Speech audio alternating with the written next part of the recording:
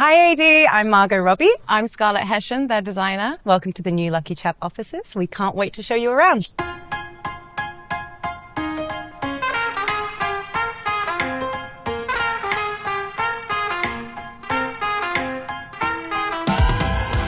So you're in the entrance space now, and so obviously we needed a place where people, when coming in for meetings and things, could wait but feel comfortable. It's the double height space. Like, it needed some gooby pendants that hang like this. It sort of feels very 1950s to me. And this is like a really famous old sofa by a Danish designer, Wilhelm Lauritzen. And we had it reupholstered in this sort of like minty color. It's not an uncomfortable waiting room. You're not too close to anybody, hopefully. The tones throughout the space are all natural and soft. Scarlett did a lot of work. It was pretty stark, very concrete, a bit industrial feeling. The exposed rock wall was already here, and instead of trying to cover it up, we thought, let's keep it and kind of play off it a little bit. So it ends up being, like a mid-century kind of vibe. Still fun, but elevated and sophisticated at the same time. This was all open right down this left side, and we kind of built in these kind of individual offices, put the assistant desks in the middle so that we could have a central kind of hub and everyone can kind of communicate more easily. So the chairs are actually in the Barbie movie when you're in the Mattel CEO office and all the Mattel guys are sitting around on pink chairs. These are the chairs. We just had them reupholstered. Because at the end of the movie, I mean, they were quite expensive, actually. And I was like, wait, what's going to happen to these chairs? And they're like classic Saarinen office chairs. So I was like, can we please get those? This is actually, I think, probably one of the first pieces of art I ever bought. An artist I think is really cool, Anne Tran. It's obviously quite big and it couldn't fit in my house on any wall space, so we put it here at the office, and it kind of helped dictate the color palette for the office in the end. Yeah, it was a nice starting point that sort of then led into like the walls being this deeper blue-green color and like the red tones that you'll see in the rest of the space.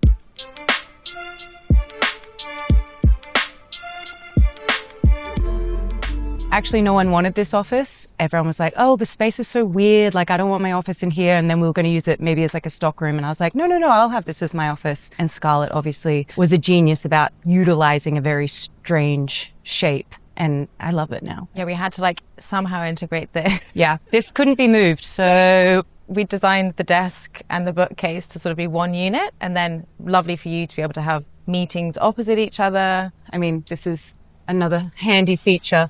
Got whiteboards behind all these curtains, but it's just nice to not have to take everything down from the whiteboards between meetings. I can just kind of hide it. This is a little comfy corner to do reading in, and this chair is actually called the Margot chair. And then this is a really fun lamp that's a finished design. It's got tassels. So I said to Scarlett, I wanted my office to feel light. I wanted a lot of comfortable places to sit, since I end up doing so much reading. And so kind of making this whole section one big couch was probably the first thing that we designed, along with the siding and the desk. We bought that lamp together in Paris. Yeah. And then wherever possible, natural light. So out there is obviously not such a gorgeous view, but I still get the natural light through the frosted glass.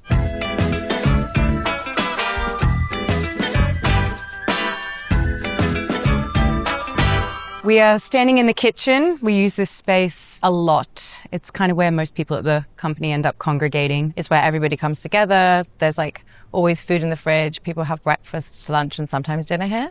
And we wanted to just keep it very clean, minimal, like respecting the architecture of the space and open. Honestly, some people at the company are very good cooks and they get quite fancy. The air fryer gets a real workout, but it doesn't look so cute on the bench, so we've tucked it away right now. And I mean, people literally will use the oven and properly bake. No, everyone's very generous. Yeah, breakfast feels like everybody makes eggs for each other. Yeah. I love these. These are one of my favorite kind of light features in the office. I really like light white fixtures, and I think we needed something across here that sort of broke up the neutral palette, but across the space, everything is very mid-century but minimal, and these are a nice example of that. I think like everyone's offices have like their own kind of flair, and a lot of them are darker. So the kitchen, was just lighter, and also so this space kind of feels a bit more open, I think. And like welcoming when you come in, I think. It's like, come and sit at the bar, have a drink. Yeah. Speaking about, we'll get to the bar. It's just a little moment on the staircase. Well, we needed somewhere to put all your books. We have a lot of books, and also we were too embarrassed to put any awards anywhere else around the office, so we I've styled them in. Yeah. we kind of like hide them amongst the books, and it's a humble brag that way, I guess. And also this chair is really cool. We got it on auction, and it's like actually a piece of art from the 70s that came as a flat pack, and then you would build them. I had it reupholstered in a nice orange velvet to give a little moment, a reading moment for people. I'm not going to lie, no one sits there. I know, it looks amazing. Welcome. This is the screening room area.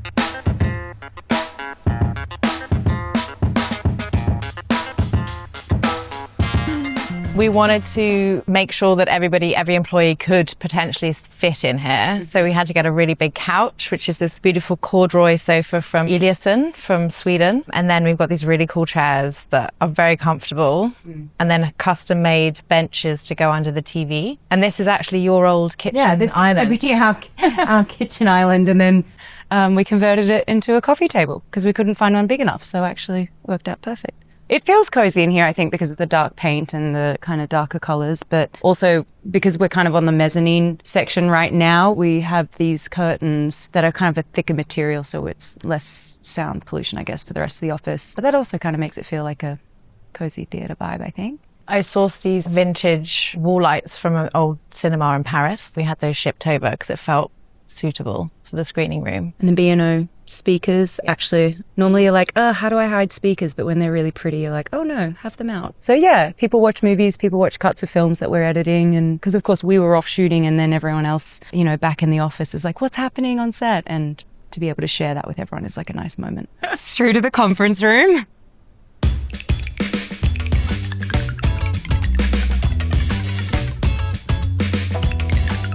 Table is massive. When we do our big company-wide meetings, we often end up here. Anything more official, we end up here. Ross Allen made this table and we gave it like a pinkish hue to kind of celebrate the Barbie. It was a nod. Success that we were having at the time when we were putting this together. And then, of course, every good office should have a functioning bar, in our opinion. So we have our bar here. We wanted to sort of tie into the 1940s vibe of a bar that felt right with the pink table. So we chose this maple burl and this gorgeous red marble that sort of actually looks like wood, and a little brass Swedish detail to sort of make the glasses sparkle. Oh, there's a drinks trolley. So the idea is when you have a party, someone can stroll around with a trolley. And we've done that, actually. You just pull out the drinks trolley. It's great. But Diageo kindly decked it out for us and gave us Guinness on tap. And then every couple months, we get to pick a new cocktail to have on tap as well. It's dangerous. It's wonderful, though. Everybody loves Guinness. We love Guinness. Yeah. It's really hard to get a good Guinness in LA. So this is good. It's creamy. And if you know how to pour it, I'm not going to do that because my Irish boyfriend will kill me. And having a fresh keg and having the pipes cleaned and all that is always going to make your Guinness taste a lot better. Can everybody split the G? No, I mean, I always try to, but I can. Every time? Pretty much. Are you joking? I mean, it depends on how many I've had. Yeah. Can you imagine if that was the interview process? Just put a Guinness in front of people. Split the G, you're hired.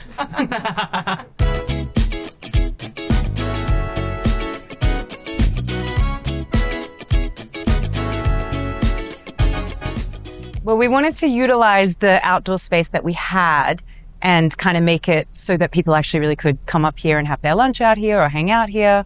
Obviously, we're in LA, so the weather's always good and it's always worth coming outside. Again, it was like an awkward kind of shape and Scarlett made the most of it. Yeah, we had these planters built to try and create this greener edge because it was very hard up here, and just sort of create some movement with the plants, which is nice when there's a breeze. The orange just looks fun. The chairs are really mid-century around the table. It felt playful. It sort of felt really Californian, but sophisticated still, which felt on brand. I mean, a lot of the time people are up here having Guinness. Lunch up here, having a Guinness. Actually, we've got Hugo's on tap now. Have we? Yeah. Oh, that's fun. I know.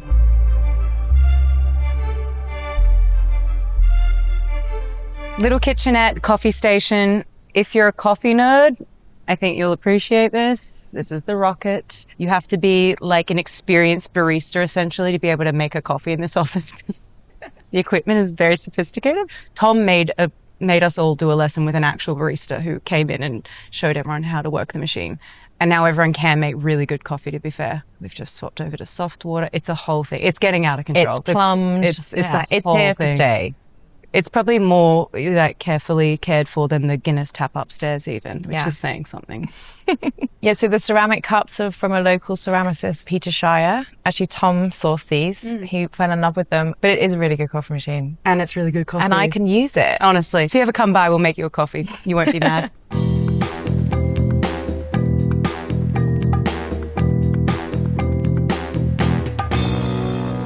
So we're in Tom's office. He's got a very nice office. Yeah. I suspect he went slightly over budget. It's a beautiful office. The rug is amazing in here. It's such a bright pop of colour. Like everything we put on it just looked good. But this is a vintage couch that I actually tried to put in your house. And then I was like, didn't fit. And then it fit here. So I got it for here. And this art looks amazing on the blue wall. One of my favourite artists, maybe my favourite actually, Takaka Yamaguchi. I really wish this was in my office, but anyways. And then we got the exposed kind of rock wall, which ended up looking really great.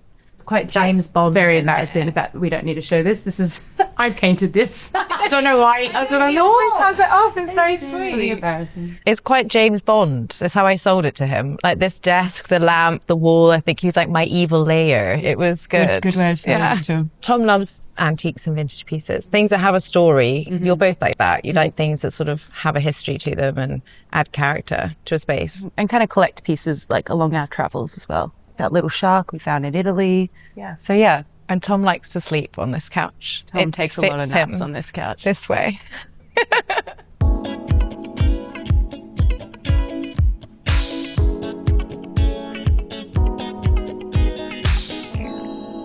This is Josey's office. I also really love this office. Yeah. I love the carpet in here. More reupholstered Barbie chairs. And we also got Josey a gorgeous vintage Milo Baumann desk. And then these are also a similar period design side tables that are vintage. And Josey has had this poster. He's had that poster for so long. For a long time. And it sort of was the first thing I knew I had to work with in here. And it was great where it is. And then all your potential projects are on the wall. And a Fontana. When we started the project, I knew there was going to be a lot of walls to cover. And everybody... It's lovely, like lots of the staff have their own offices, so I wanted to personalize them. I asked, do you have a favorite movie poster as a starting point? And then had a conversation with everybody about what art they like, what colors they hate, kind of thing, and then curated the collections that is in each person's office.